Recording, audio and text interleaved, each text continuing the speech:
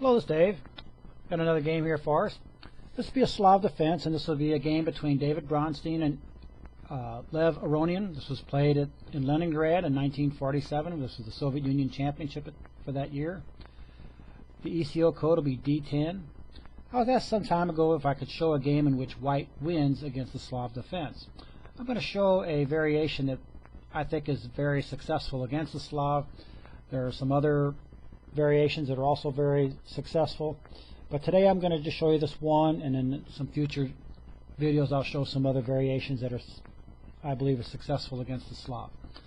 Or in fact, it's very useful against any setup in which black has put his pawns at C6, D5, and E6, that combination. So anyway, let's get started here. The game starts with 1 D4, then D5, white plays C4 and C6. This is the Slav defense. White plays knight to C3, knight to F6, E3. Now, an alternative to E3 could be you can play this bishop either to F4 or G5. This would be a very good alternative. With the bishop at F4, you could use it after this exchange here, C takes D, and possibly maybe moving this knight. Sorry, my pointer's a little crazy today. Putting this knight possibly at B5, you could then also bring your rook to C1, maybe a queen to C2, and you could have a lot of pressure on this C7 square with the bishop, the knight, and queen and rook. So it's just something to think about, another alternative. But today's game, white played E3. So let's look at how white played this. And David Bronstein was a world champion in the 1950s, I believe. The next move in the game was bishop to F5. Black brings his bishop outside of his pawn chain. This is a very useful move. Next is C takes D5. Now this is the exchange variation. Could be of the Queen's Gambit or the Slav defense. Doesn't really matter. But it's the pawn structure that I think is very common in all these openings. Anyway, this is the exchange variation. White exchanges his C pawn for white's D pawn, and of course after the recapture, C takes D actually becomes a C pawn versus C pawn exchange. But in this game, black played knight takes D5. Now in a future game I'll show C takes D5. After the game move, white plays bishop to C4, then E6, knight to G to E2. With this move, white has the idea of bringing this this knight to G3, advancing his F pawn and then his E pawn, and having a space advantage in the center. So that's kind of basically his idea behind this move. The next move for black is knight to D7, white castles. Black drops his bishop back to G6, trying to prevent any possible fork after the move E4, in which black would lose a piece. Next comes F3, and he's preparing this advance from E3 to E4. Next is bishop to D6, and now white plays E4.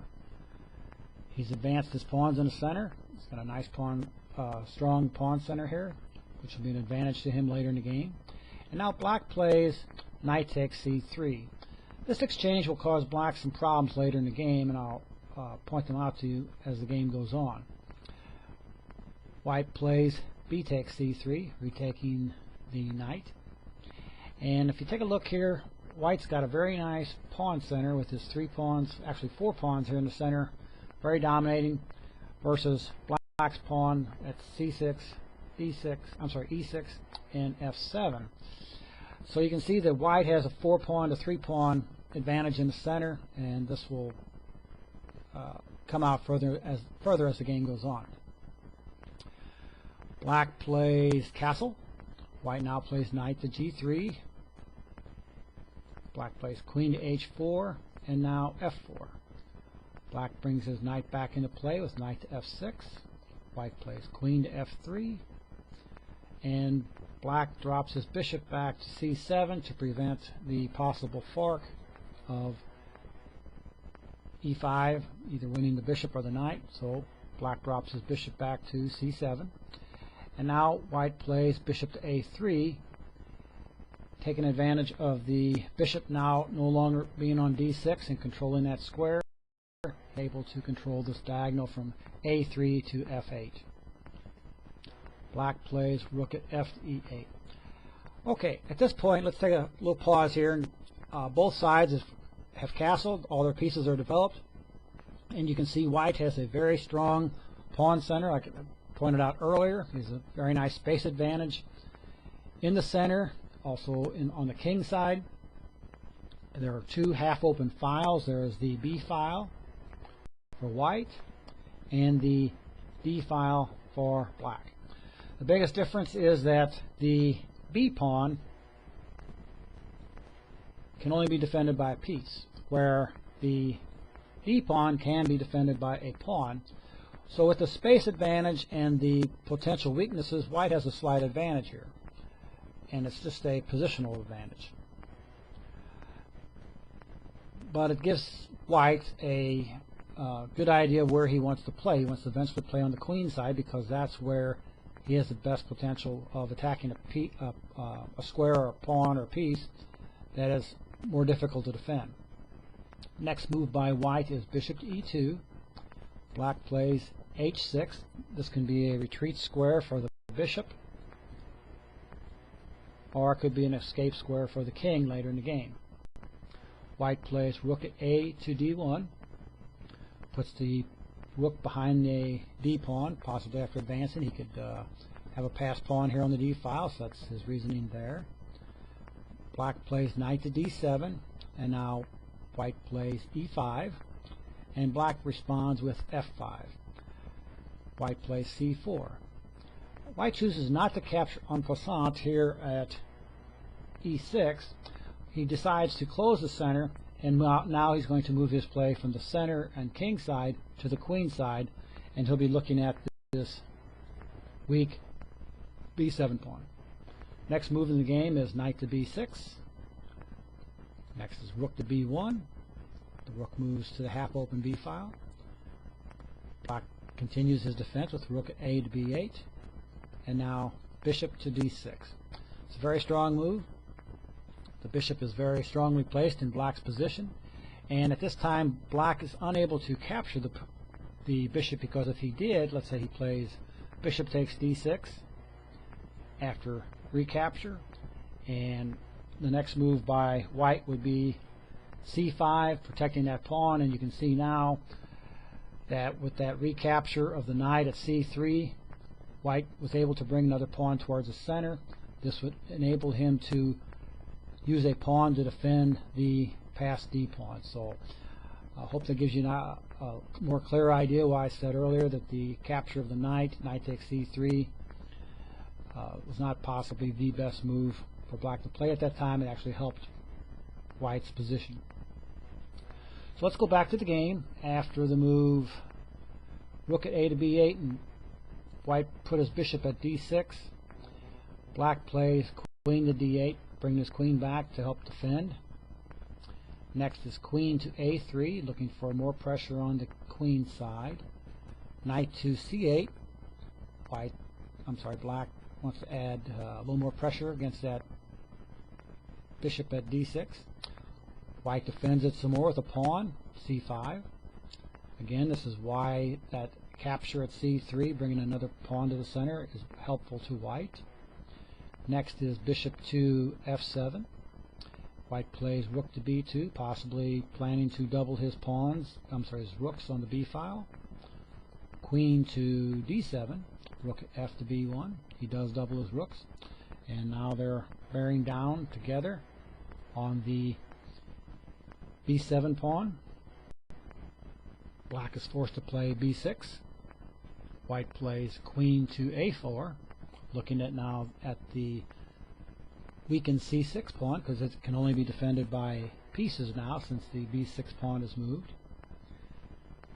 Black plays rook to d8 with the idea of bringing this bishop to e8, helping to defend the c6 pawn. White plays queen to a6. g6. And at this point you can kind of look at white's position and you can say that most of his pieces are very well developed. All of his pieces are being useful. His least useful piece is this knight sitting here at g3. It really is not doing anything in the game. So instead of continuing an attack, he decides to improve his piece, and this is a very good maneuver that everyone should learn if you don't already know it. Sometimes if you're looking for what move should I make next, a good idea is to look and say which piece is really doing the least in my position. And here in this position, that g3 knight's really not doing a whole lot, so he decides to move it and improve its position. So the move is knight to f1. Next is king to h7 and knight to e3. So he's moved the knight from g3, f1 to e3, and possibly now he could be looking at knight to c4, or maybe has another idea. Mr. Bronstein is a very, very strong grandmaster. In fact, if anyone's ever seen his book on the 1954 Zurich Candidates Tournament, it is well worth buying. It is excellent book, most probably one of the better books that's ever written on chess about this tournament. Very strong book, very strong games played, and I recommend it to anybody. Anyway, back to the game. The next move is g5 by black. White now decides to move his play from the queen side to the king side. He sees that he cannot really break through here. Black has weakened his position more on the king side, especially with this move g5, and he wants to take advantage of this.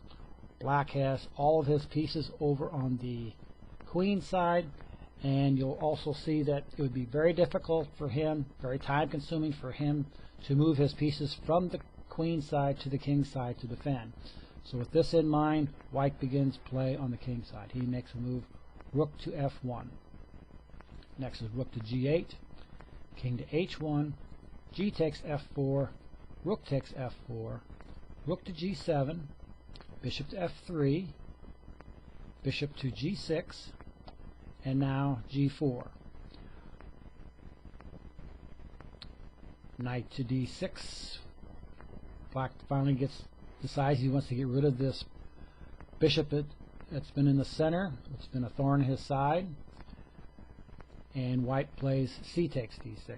Again, that c pawn becomes an important piece of white's game. He moved from the b file now to the d file. That extra center pawn has made a big difference in his position. Next played is bishop to d8. White plays g takes f5, e takes f5, and let's take a moment here and we can see white's got 3 pawns in the center, which will be very strong.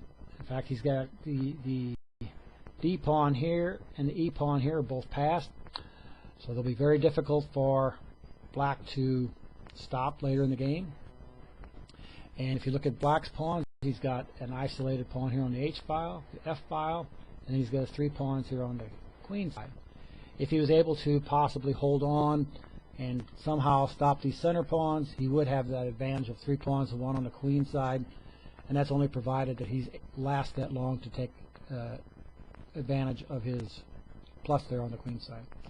White's next move is h4, and he does this to keep the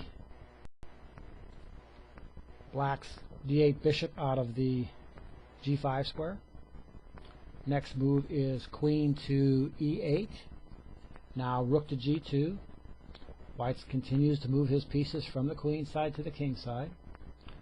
Black has also done very well doing so, but he still has some pieces tied up here on the queen side that's really not helping him a whole lot. Of course, his rook here, his bishop, and of course white still hasn't brought his queen over, but he'll be able to do so very shortly. Next move is c5, queen to d3, c takes d, queen takes d, queen to f7. And now white begins his final assault on the light squares, breaking open the position on the king side, and he does so by attacking the light squares in black's position. He starts with knight takes f5, bishop takes f5, rook takes f5, queen to e6. Next is queen to d3, and this sets up a discovered attack with the queen lining up against the black king. And next move by black is rook to g6. And after this move, black sees that his position is really undefensible. There's too many moves that can be played, and at this point he resigned the game. So I hope you enjoyed this game. I hope you can see that this is by the variation in which white takes with his c pawn and captures black's d pawn. He's able to open up some play on the queen side. Black defended very well on the queen side, forced white to move to the king side, and he was able to do this because he had a space advantage, and he broke through and with the two center pawns and the piece play on the king side, white won. So I hope you enjoyed the game. I will bring some more games later on the Slav defense where white wins, and I believe the next one I'll be looking at was where instead of